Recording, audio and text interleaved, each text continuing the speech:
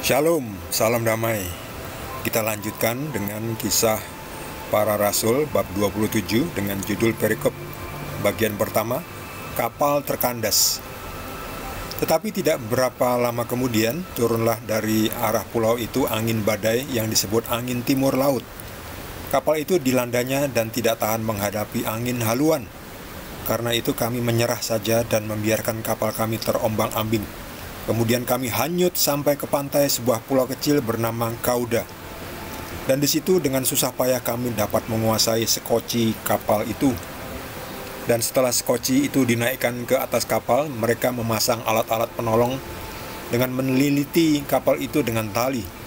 Dan karena takut terdampar di beting Sirtis, mereka menurunkan layar dan membiarkan kapal itu terapung-apung saja. Karena kami sangat hebat diombang-ambingkan angin badai, maka pada keesokan harinya mereka mulai membuang muatan kapal ke laut. Dan pada hari yang ketiga, mereka membuang alat-alat kapal dengan tangan mereka sendiri. Setelah beberapa hari lamanya, baik matahari maupun bintang-bintang tidak kelihatan. Dan angin badai yang dahsyat terus-menerus mengancam kami. Akhirnya putuslah segala harapan kami untuk dapat menyelamatkan diri kami. Dan karena mereka beberapa lamanya tidak makan, berdirilah Paulus di tengah-tengah mereka dan berkata, "Saudara-saudara, jika sekiranya nasihatku dituruti supaya kita jangan berlayar dari Kreta, kita pasti terpelihara dari kesukaran dan kerugian ini. Tetapi sekarang, juga dalam kesukaran ini, aku menasihatkan kamu, supaya kamu tetap bertabah hati, sebab tidak seorang pun di antara kamu yang akan binasa kecuali kapal ini. Karena tadi malam seorang malaikat dari Allah, yaitu dari Allah yang aku sembah sebagai miliknya, berdiri di sisiku. Dan ia berkata, 'Jangan takut, Paulus, engkau harus menghadap Kaisar. Dan sesungguhnya oleh karunia Allah, maka semua orang yang ada bersama-sama dengan engkau di kapal ini akan selamat karena engkau. Sebab itu tabahkanlah hatimu, saudara-saudara, karena aku percaya kepada Allah, bahwa semuanya pasti terjadi sama seperti yang dinyatakan kepadaku. Namun kita harus mendamparkan kapal ini di salah satu pulau. Malam yang ke-14 sudah tiba dan kami masih tetap terombang-ambing di Laut Adria. Tetapi kira-kira tengah malam, anak-anak kapal merasa bahwa mereka telah dekat daratan." Demikianlah sabda Tuhan. Perikop ini masih berlanjut. Karena panjang, saya bagi dua seperti biasa.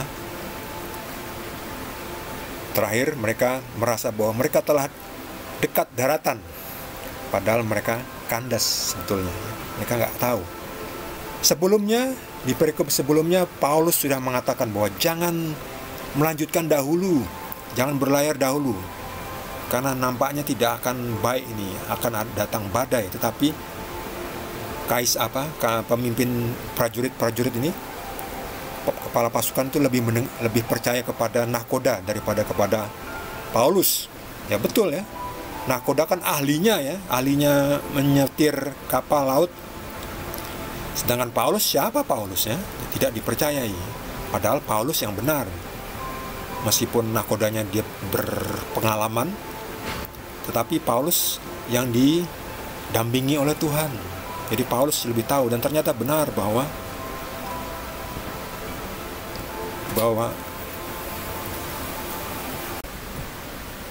dan ternyata memang kapal itu harus melalui badai, dan ternyata tidak bisa bertahan. Jadi banyak barang yang harus dibuang supaya tidak tenggelam. Lalu juga ya, kapal itu udah payah, sudah nggak bisa apa-apa ya. Layarnya sudah dilipat, karena kalau dibuka layarnya itu akan tertiup angin, makin gampang terbalik. Jadi semuanya itu sudah pasrah, mereka sudah tidak bisa apa-apa mereka. Lalu Paulus mengatakan bahwa, "Itulah saudara, sekiranya nasihatku dituruti, kita pasti terpelihara dari kesukaran dan kerugian ini. Tetapi, untunglah ada tetapinya. Tapi sekarang juga dalam kesukaran ini, jangan putus asa, tetap tabah hati. Sebab dikatakan oleh Paulus, tidak seorang pun di antara kamu yang akan binasa kecuali kapal ini. Jadi nanti semua penumpangnya akan selamat kecuali kapalnya dia akan hancur karena kandas. Karena apa? Kok tahu Paulus? Karena tadi malam seorang malaikat Tuhan, yaitu dari Tuhan yang aku sembah sebagai miliknya, berdiri di sisiku. Ya, jadi Tuhan yang benar yang menampakkan diri. Ada lagi Tuhan-Tuhan yang lain, yaitu Tuhan yang salah atau iblis. Itu bahaya ya. Mereka juga bisa menampakkan diri ya. Tahu bagaimana membedakan bahwa itu Tuhan yang disembah oleh Paulus atau Tuhan yang benar dan Tuhan-Tuhan yang lain? Apa bedanya ya? Dari hasilnya ya. Instruksinya. Jadi hati-hati ya. Kalau instruksinya untuk menghancurkan, membunuh, meneror, itu bukan dari Tuhan. Itu Tuhan yang salah itu ya. Itu iblis yang menyamar sebagai Tuhan. Jadi jangan diikuti ya. Itu harus kita usir seperti itu. Nah, Paulus ditampaki oleh malaikat dari Tuhan, Tuhan yang benar, dan mengatakan kepada Paulus, jangan takut Paulus, engkau harus tetap menghadap kepada Kaisar. Jadi Kaisar itu adanya di Roma. Ini dia petanya. Jadi waktu itu dari Pulau Kreta ini Pulau Kreta, mau ke Roma. Oh, jauh sekali ya Roma ini ya.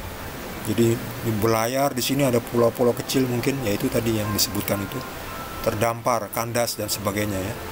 Padahal Paulus sudah mengatakan jangan kita teruskan, nanti dulu ya. Tetapi sang prajurit itu, kepala pasukan itu tetap bersikukuh percaya kepada nahkoda, tetap jalan aja, jalan. Tetapi ternyata sampai di tengah jalan ini mereka diserang badai ya, di laut tengah ini ya, Mediterania. Ya itu dia. Masih perjalanan masih jauh ini. Bahkan dikatakan sudah 14 hari ya, tidak melihat, lihat ini, 14 hari tidak melihat langit.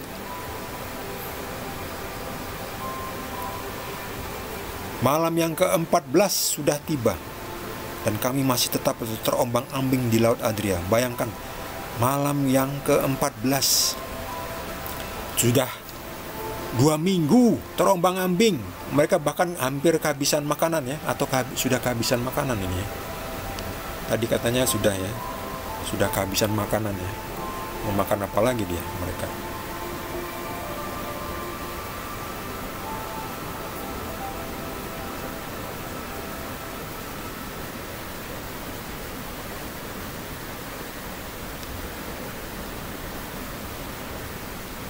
Ya itu, jadi